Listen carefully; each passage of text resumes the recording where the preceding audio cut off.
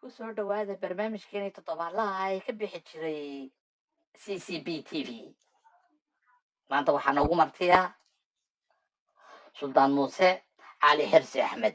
suldaan ku soo dhawow TV-ga. adeer aad baad mahadsantihiin. barnaamijkan CBC TV-na aad baan adeer ugu xidhanahay. waa barnaamij aad iyo aad u caqiibo badan. barnaamijka su-aaluhu in badan adeer waan ku xidhnaa.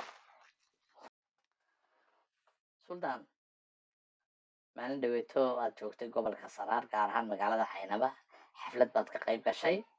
xafladdaas warma naga siin kartaa, mise muxuu ahaa inanka ilaahay kugu haystay matelefoonka? adeer way jirta xafladda aan ka qayb galay, uuna jiray wiilkaa yar ee dhibka badan lihi.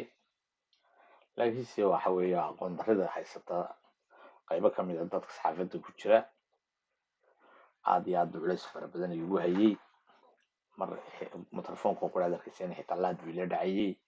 laakiinse waxaan kaga baxay waayo aragnimo iyo mas-uuliyadda ay saaran iyo dulqaadkeeda oo aan leeyahay. anu kolley qof yaroo leelyamiyo odaygaa weynahayinkaa baan ahay.